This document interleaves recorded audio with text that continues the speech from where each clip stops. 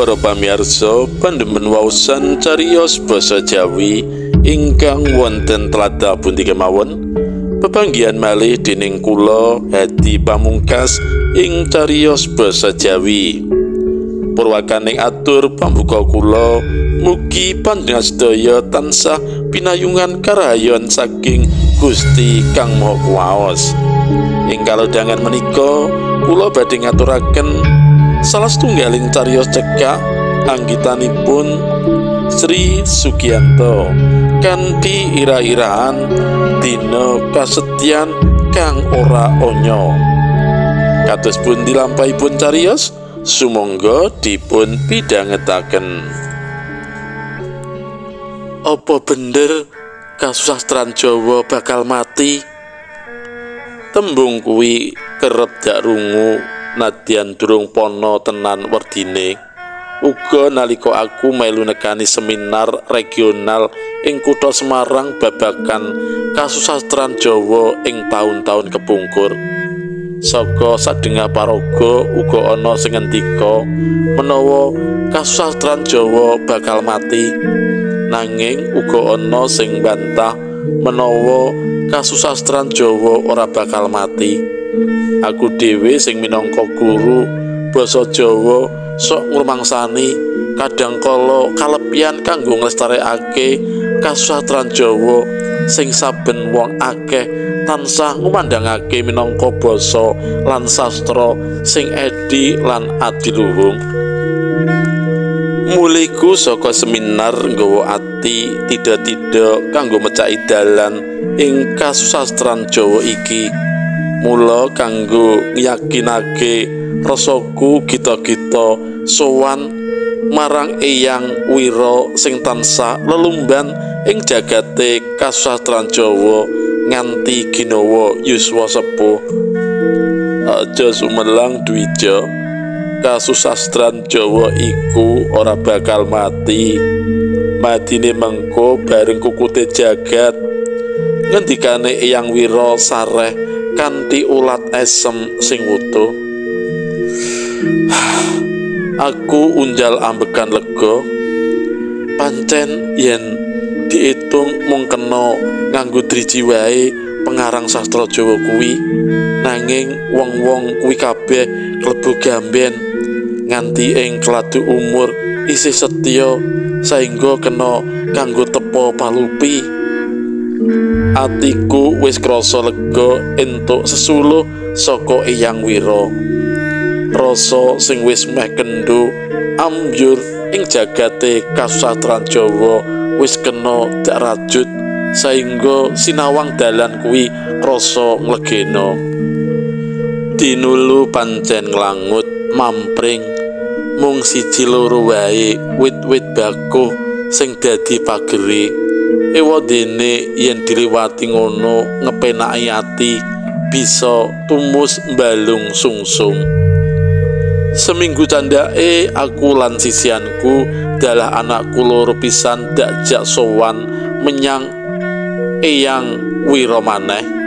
Amarga yen kesuwen ora sowan rasane ati iki tansah kotong lan kangen marang seratane sing sumimpen ing daleme kang isih wujud tulisan tangan katumpuk ing lemari tuwa.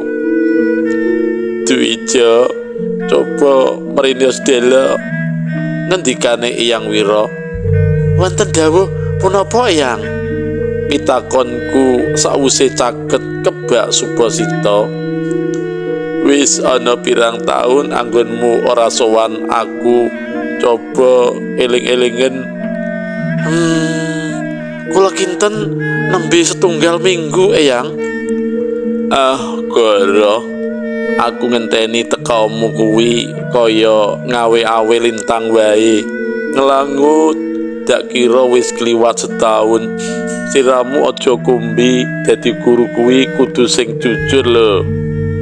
Aku dadi bingung arep mangsuli. Mongko yen tak hitung pancen lagi ana 6 dina wae. Seminggu kurang setengah dina penere lamun diitung mamet. Ngapa siramu kok meneng Dwija? Mboten Eyang. mbok menawi kula klentu matur wangsulanku gragapan nadyan Eyang Wira ora mirsani pernahku. Eyangku kuwi panggah sarean kanthi netra diremke dak rasake anggone ngendika sajak dimatke tenan. Apa siramu dakwa aku wis pikun? Mboten Eyang, wangsulanku panggah gugup. Atimu kumbi, tembungmu gragapan, pratandani yen wangsulanmu ora tulus. Aku meneng, atiku kepojok, saengga bingung arep nyangkani tembung nganti Eyang Wira keprungu ngendika maneh. Siramu ora susah kumbi Dwija, Eyang iki pancen wis pikun. Coba itungen, eling-elingen umurku kuwi wis pira?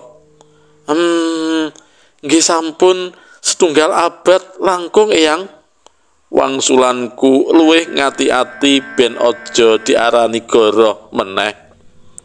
Eyang Wira mesem sajak lega penggalihe, nanging panggah merem netrane. Dak rungu alon Eyang ngendika sajak ngudharasa. Umurku kuwi wis 115 taun Dwija, nanging aku isih kepengin nulis. Rasaku tansah njangget ing kasusastran Jawa. Apa eyangmu iki mbok anggep kuno? Boten Eyang. Atimu ora goroh? Boten Eyang. Eyang Wira mesem netrane dibuka nuli noleh marang aku. Mung wae saiki eseme kuwi dikanteni unjal ambekan landung sajak nemu surasa cuwa. Atimu isih goroh Dwija. Eyang krasa cuwa. Aku ndingkluk nyoba miyaki jroning ati mbok menawa isih kedunungan rasa goroh, nanging panggah ora bisa nggagapi. Aku matur menyang Eyang Wira kuwi mung apa anane, nanging sajake Eyang Wira katon isih cuwa. Aku bingung. Dwija, coba gagapono atimu. Eyangmu isih seranti seminggu engkas ngenteni wangsulanmu, nanging aja cilik ati. Satemene siramu kuwi klebu wong sing jujur. Inggih Eyang. Wangsulanku mung semanggem mergane saya ora mudeng karo sing dikersakake dening Eyang kuwi. Tekan ngomah aku tansah mikir apa sing dikersakake dening Eyang Wira kuwi. Rasane kok ya judeg ditlesi. Mas, panjenengan kuwi sajrone bangun bali sesoman dak rasa kok durung nate goroh, nadyan wis mangan wektu 10 tahun lawase. Pangerih-erihe Dik Ningsih sisianku. Aku meneng ing batin mongkok entuk panglembana kaya ngono kuwi. Dak akoni aku pancen ora tau goroh marang anak bojo apa dene tangga teparo lan sedulur. Nanging ngendikane Eyang Wira krasa gawang-gawang ning telenging ati. Mas, Eyang kuwi yuswane wis 100 tahun punjul. Geniya panjenengan rasake ngendikane sing wis pikun. Panglipure Ningsih kanthi swara alus. Ning sangertiku Eyang kuwi pancen lantip, Dik. Wiwit biyen mula remen ngracik tembung sing tansah mambu sastra. Eyang remen maca lan ngoceki lelakon sing awake dhewe ora duwe kawigaten. Sajake pangandikane Eyang kuwi mengku surasa jero, Dik. Disanggit kaya dene kasusastran sing kebak wadi edi. Mbok menawa pancen aku sing cubluk, sajake atiku isih kedunungan rasa goroh. Eman aku durung bisa gagapi, Dik. Sisianku unjal ambekan landung kanthi tangan alus wiwit miteki bauku sing krasa kesel. Mas, Eyang pancen lantip panggritane pangrasane alus katitik saka seratane sing tansah setya marang kasastran Jawa ora anya ginawa umur tuwa. Dik Ningsih sajak melu ngrasakake apa sing gubel ing atiku, goleki wangsulan kanthi jatah seminggu durung ana gontone. Pendak dina tingkah lakuku tansah ngati-ati, yen wengi tansah dak onceki sing wis dak lakoni, mbok menawa ana lelakon sing dak goroi. Wiwit tanggung jawab balis somaan nganti minangka guru basa Jawa. Kok ya ora ana sing lirwa? Apa Eyang Wira mung gawe-gawe kanggo njajaki atiku? Mongko wektune wangsulan mung kari 3 dina wae.